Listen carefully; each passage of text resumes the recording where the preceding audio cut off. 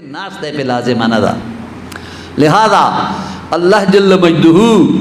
چکم خلق تا کرسی خیدی اغیبانی کینولی دی دا نور چی دا سروز درو سپینوز درو او دا زبرجدو دا مرغلو او دا نور پا منبرونو ناس دی نو دی باغا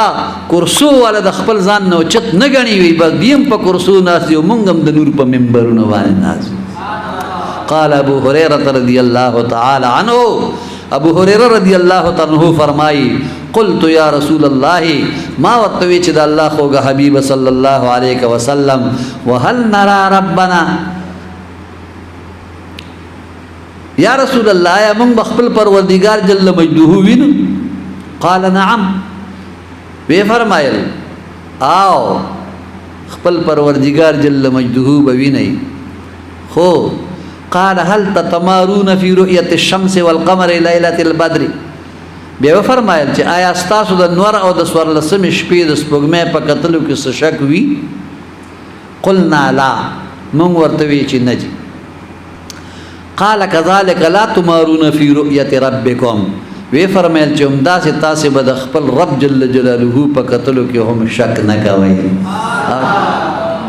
ولا يبقى في ذلك المجلس رجل د دې مجلس د هر کس سره به الله تعالی جل جلاله سبقوي باقی به نه پریدي یو قسم الا حاضره الله محاضره الله جل جلاله باغ سره بلا حجاب گفتگو فرمای بلا حجاب پرده په منس کې نه یعنی یو کس بم داسې نه په دغه مجلس کې چې نور خلق دی الله ویني او غدي الله نه ویني څنګه بلا تشبیه مثال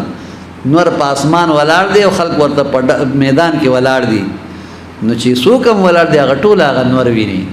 داسې نه ده چې یو کس نه ویني او نور ویني لس کس نه ویني او نور ویني نه چې څنګه نور په اسمان ولاړ دی او ځلیږي او په میدان کې ورته څوک هم ولاړ دی هغه ټول ویني دقه سي به رب ذوالجلال بلا حجاب د خپل مؤمنان بندگان په جنت کې ویني داسې وسوک نه چې هغه وایي چې مانن الله کو نړیدو اللهم ارزقنا زیارتك في ذلك المجلس بحرمت حبيبك الكريم الله دې هغه مجلس کې موږ له خپل دیدار مبارک راکړي اوس دا چې د الله جل جلاله د دیدار برکت دا به همیشه وي د الله د دیدار برکت به همیشه وي په سنن ابن ماجه جلد نمبر 1 صفحہ 65 او په مسند الفردوس د دیلمی جلد نمبر 2 صفحہ 14 او په مجمع الزوائد د هیثمی په جلد نمبر 7 صفحہ نمبر 98 دا حدیث مبارک را نقل کړی دی حضرت جابر بن عبداللہ انصاری رضی اللہ تعالی عنہ دا حدیث مبارک راوی عن جابر بن عبداللہ رضی اللہ عنہما قال قال رسول اللہ صلی اللہ علیہ وسلم حضرت جابر بن عبداللہ انصاری رضی اللہ تعالی عنہ نے روایت دے کہ رسول اللہ صلی اللہ علیہ وسلم مبارک فرمائی لی کہ بینا اہل الجنت فی نعیمہم استطاع لهم نورا فرفعوا رؤوسهم جنتیان بد خپل نعمتونو د جنت لطف او مزی اخلی پای کې به مشغول وي مصروف بوي نعمتونو به استعمالي استطاع لهم نور اچانک به یو نور اوزلیږي او رڼا به راشي فرفعوا رؤوسهم دی بخبل سرونه پورته کیږي دا رڼا کوم دین رااله فاذا الرب قد اشرف عليهم من فوقهم دا رب ذوالجلال وی د پاس نو په دوی باندې خپل جلوه افروز شي ما یلیق بشانه قال السلام علیکم یا اهل الجنه الله به ورته فرمای اے جنتیانو پتا سولي زما سلام وی پتا سولي سلامتی آوی قال وذلك قول الله سلام قولا من رب الرحیم محبوب علیہ السلام فرمائی چې دا اللہ تعالی جل جلالہ دا فرمان چې سلام دیوی دا دا رب مہربان دا طرف نہ فرمائے لیکی سلام قولا من رب الرحیم قال فینظر الیہم وینظرون الیہ اللہ جل مجدہو بدی جنتیان تگوری او دا جنتیان بخبل رب جل مجدہو تگوری فلا يلتفتون الى شيء من النعيم ما داموا ينظرون اليه تر سوچ دی د خپل رب د جمال دیدار کوي د جمال د دیدار د مولا جل مجده په دوران کې با دی د جنت یو نعمت ته التفات قدر لم نه کوي یو نظر به ورته نه ګوري چې سو پورې دی د خپل رب د جمال دیدار کوي نبی کریم صلی الله علیه وسلم مبارک فرمایي دی بخپل رب جل مجده ته ګوري ګوري ګوري حتی یحتجب عنهم تر دې چې الله تعالی جل جلاله و د دین پرده اختیار کی پرده به منس کې راشي الله بر دې د نظر نه غایب شي ويبقى نوره وبرکته علیهم فی دیارهم لیکن دا الله نور او برکت په دوی او د دوی په کور والو باندې همیشه د جنت په کورونو کې وي برکت بنه کمی اغه نور بنه کمی زکا چې په یو حدیث مبارک کې داسې راغلی چې پیرانی پیر غوث اعظم دستگیر شیخ عبدالقادر جیلانی رحمت الله تعالی علیہ مبارک په غنیت الطالبین کې دا روایت را نقل کړي چې دوی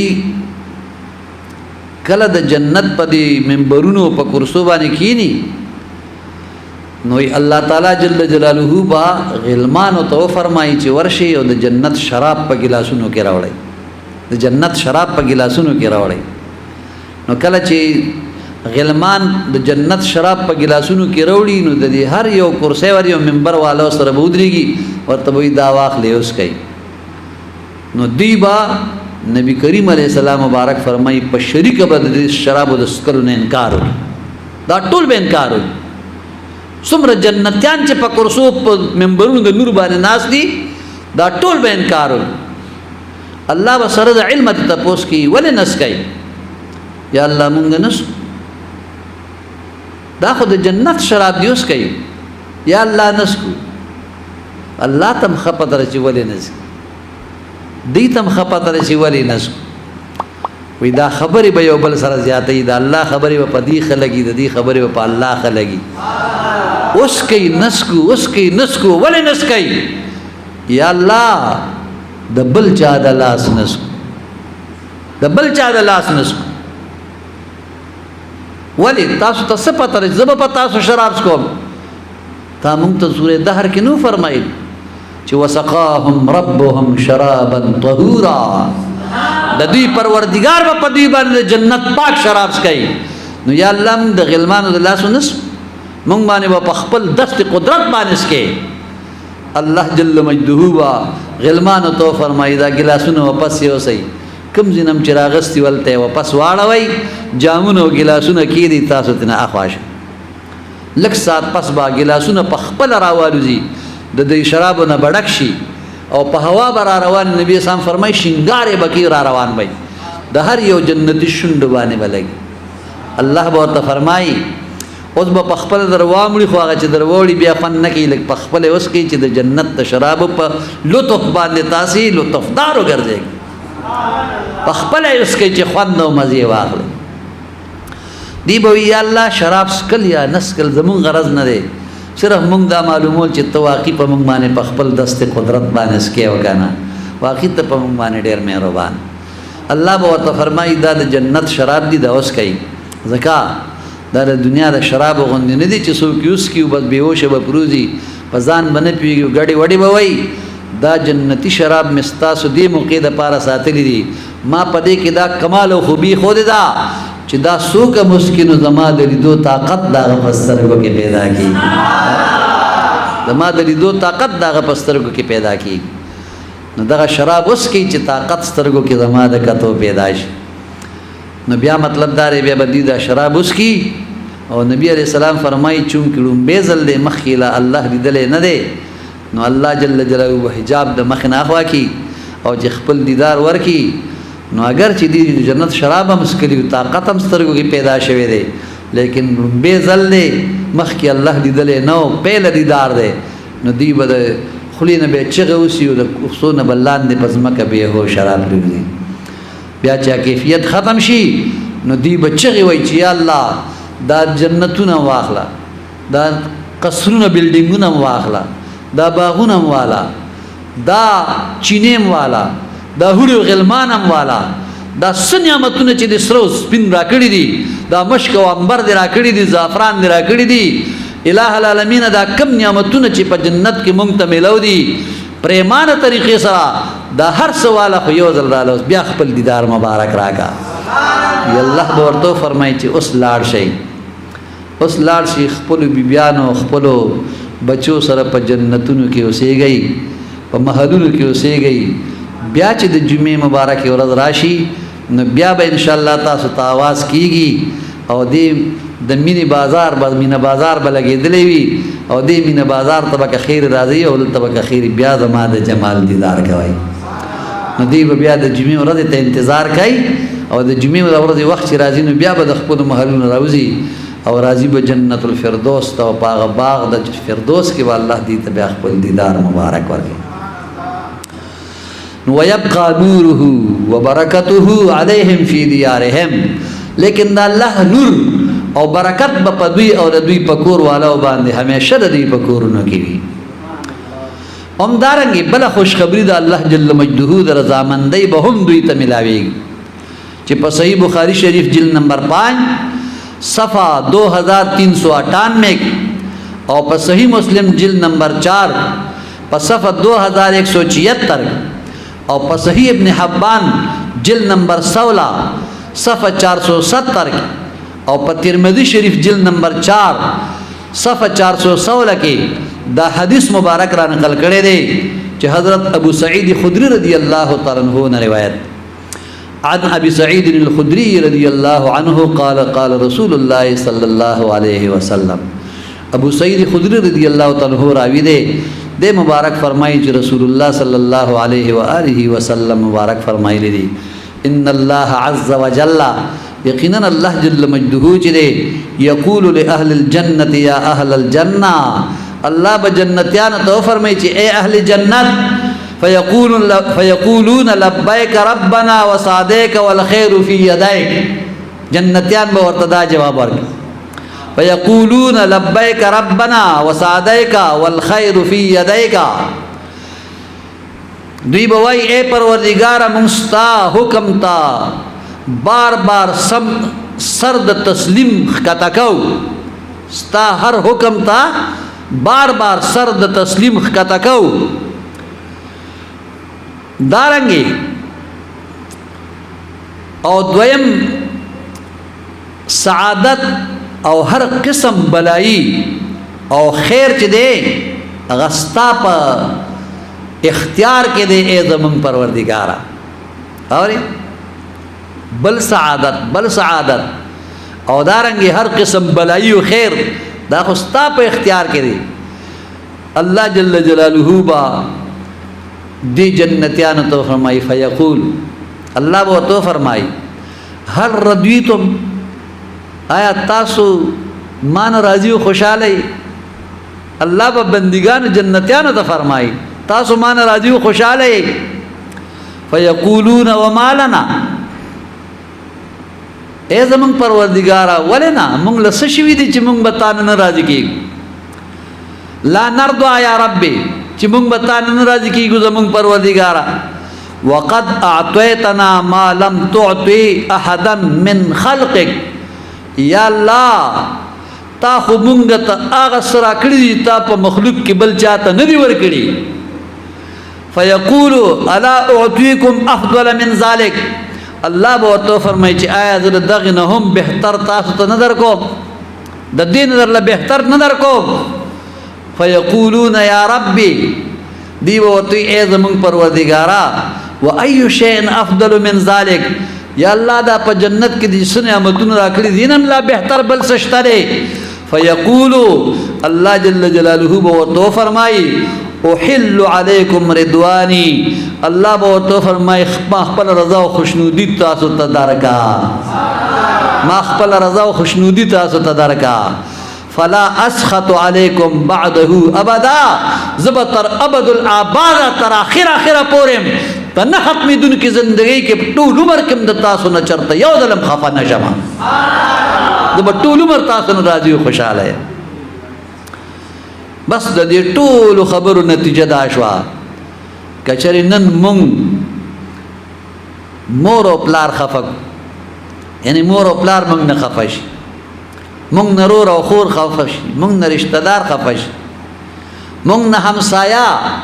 مونږ نه استادان خفه شي، یا بچی مونږ نه خفه شي، یا مشران ناراضه شي، نو دا زمونږ دپاره مصیبت جوړېږي. نو لږ سوچ پکار دی که خدا نه خواسته زمونږ نه خپل رب جل جلاله او محبوب پاک صاحب الاولاق صلی الله علیه وسلم ناراضه شي، نو بیا به مونږ کوم خواته ځو؟ بیا به چېرته ځو؟ مونږ له پکار دي چې مونږ داسې کارونه وکړو چې د هغې په صدقه کې مونږ ته د الله تعالی جل جلاله رضا نصیب شي، او د دې سره سره مونږ